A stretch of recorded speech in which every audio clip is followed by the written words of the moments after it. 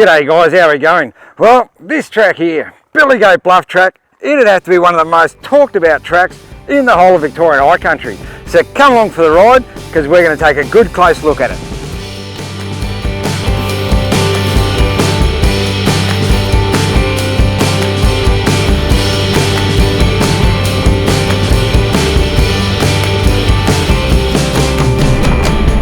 Okay, so this is the start of Billy Goat Bluff Track. Now, as I say, a lot of people talk about this track.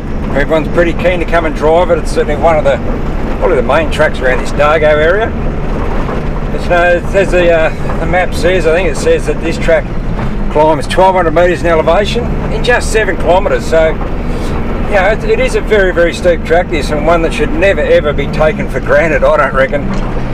And what might look easy one time when you go and do it, well, come back another year, this could be a very, very different track. So it's a great fun track, but just let's have a good look at it and see how we go.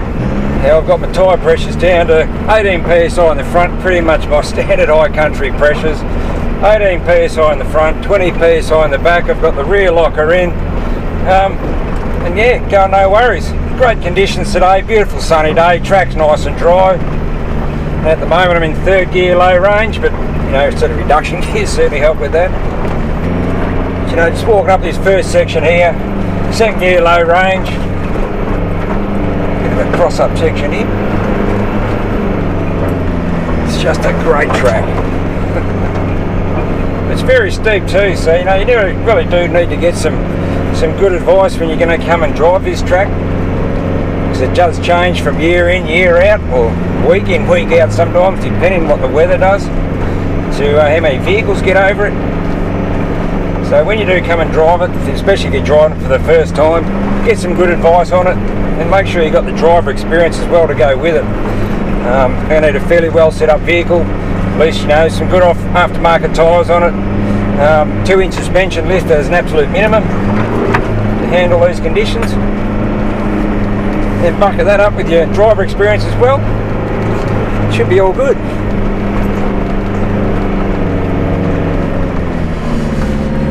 Just approaching one of the first turns here. It's pretty tight, this hairpin bend. Pretty sharp right hander, but coming up you get around it no worries. Cut it fine there. No worries. Come up this little section here and it turns pretty sharply to the left up here, and then climbs pretty steeply with this next section. There we go, take it wide, have a good look at it if you need to for the first time. But yeah, it does climb very steeply. But look, the track conditions are pretty good. As I said, they've had recent bushfires over here earlier on in the year, and a fair bit of maintenance went into these tracks to maintain them so they could get firefighting efforts up and down these tracks. But in a few months' time, with a bit of rain on it, a few more vehicles, this will be a very different track.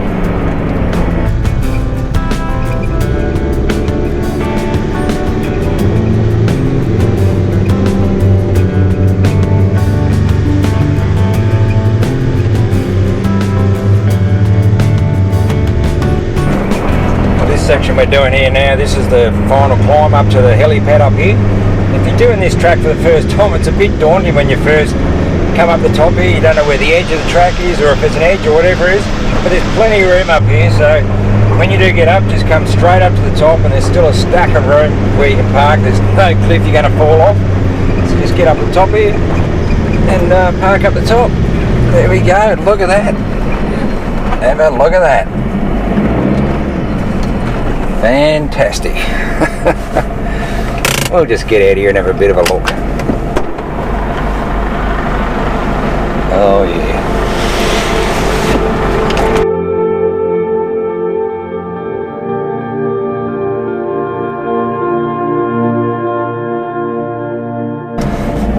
Right, I'll leave the helipad, and there's the track in front of us. Have a look at that. It's a fairly decent drop off the helipad here.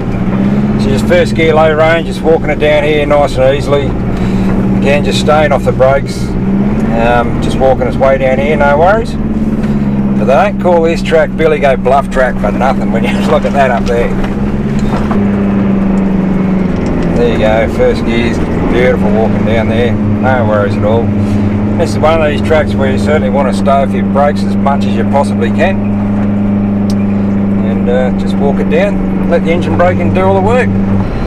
You also get a few of these sort of flat sections as well, where you can just cruise along, take a bit of a break if you need to before this next section, because once you drop off the helipad, there's a couple of flat sections along the bottom here, and then from here pretty much all the way up to the bluff, it's all uphill. There's not many opportunities for stopping if you need to, so have a rest down the bottom down here, or even up the top, start there for a while, beautiful views before you take on this next section.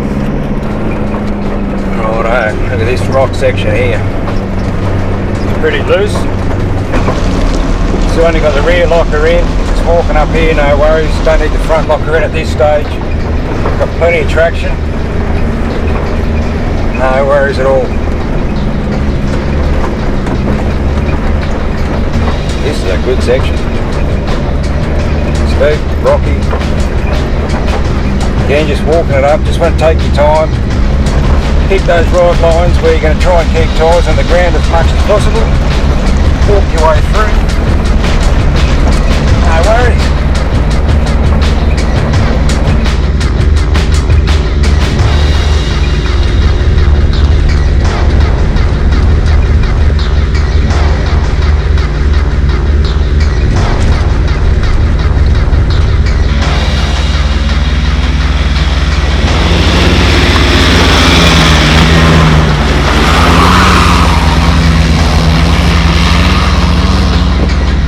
Now this is one of these tracks should never ever be described as it's like a highway, because I've heard any sort of replies that come through start describing this track as like a highway. It's not showing this track fitting from the respect that it absolutely deserves, because this track can change very, very quickly, so can the weather too. So just make sure you do your homework if you're going to come and drive this track for the first time. And look, it is a cracking track, and when we get up to the pinnacle up the top up there, up the fire tower, the view from there is pretty amazing, but we'll check that out when we get up there.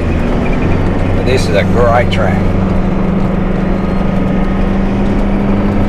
And again, we're going to climb again.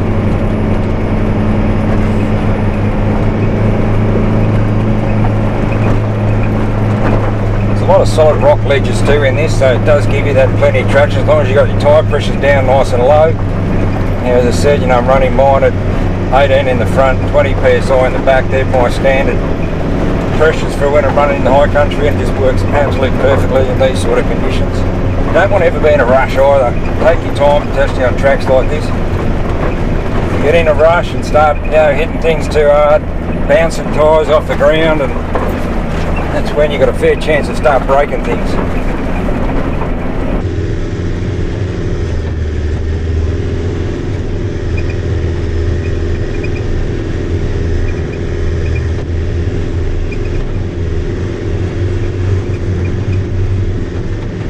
Now this section here, it's here all the time on this one particular track.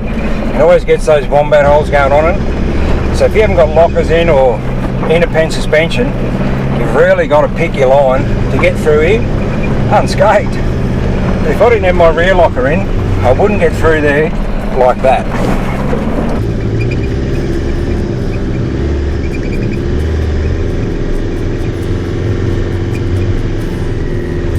So after all that climbing up from the bottom, you get to this narrow section here.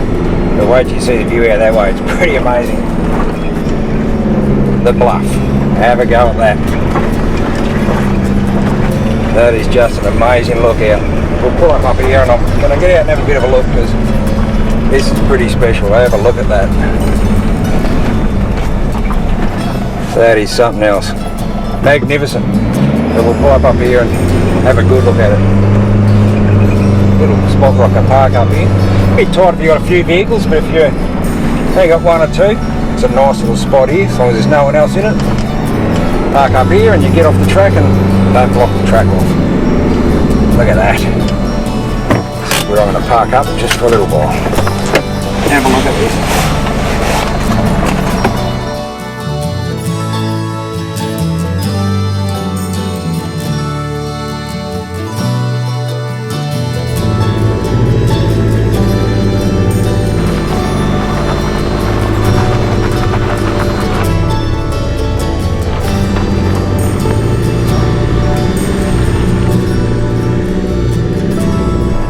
So pretty much once you get to that lookout there at the bluff, well, that's certainly the hardest part of it, certainly done. Just a little climb left here to do, and then it's just a cruise through to Barocca Road. Turn left at Barocca Road and up to the Pinnacles car park, and we'll go and check that out at the fire tower.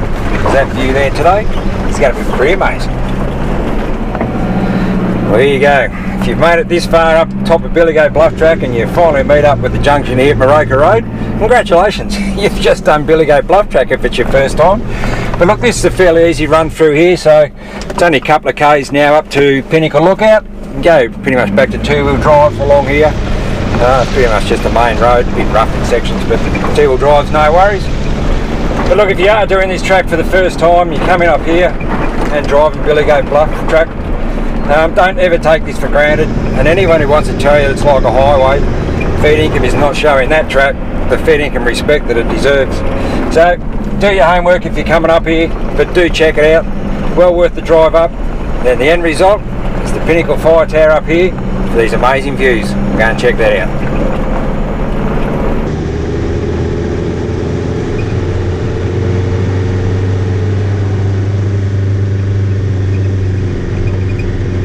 So just approaching now the Pinnacles car park, so we'll park up here, and it's a few 100-metre walk up to the Pinnacle Lookout where the fire tower is. Check out that view. So we'll park up here, and it's not a bad spot to have a bit of lunch too if you want to have some lunch up here. Magnificent spot, and there's only one other vehicle here. How about that? Righto, that's us. Now it's time to go for a walk.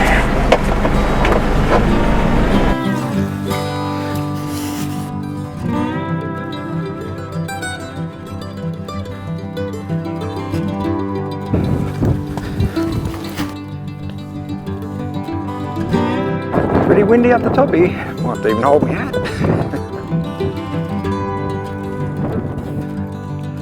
Just absolutely stunning views. Feeling when you get up here, the views from up here are absolutely magnificent. So it's certainly well worth driving that Billy Goat Bluff Track to get up here and check this out.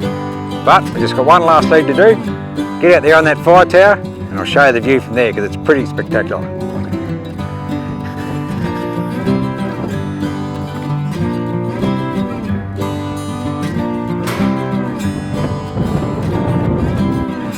Just have a look at that view. How good is that? But look, this is certainly one of the main attractions why you would want to drive up Billy Goat Bluff Track, to get up here on top of this fire tower and check out this 360-degree mountain view. It's just amazing from the elevation where you are up here. But this fire tower here, look, this was burnt down back in 06, 07 when the bushfires went through the high country. Back then she was a timber structure, and there's still bits and pieces of it still lying around here. But now they've built this modern day metal one. Hopefully it'll withstand any sort of bushfires that come through the area in the future. But during the sort of late November through to sort of end of February, March, there's a guy who sits in here every day of the week and looks out here for any lightning strikes and those sort of things, so they can monitor them and get on top of the bushfires quickly and get on top of them early.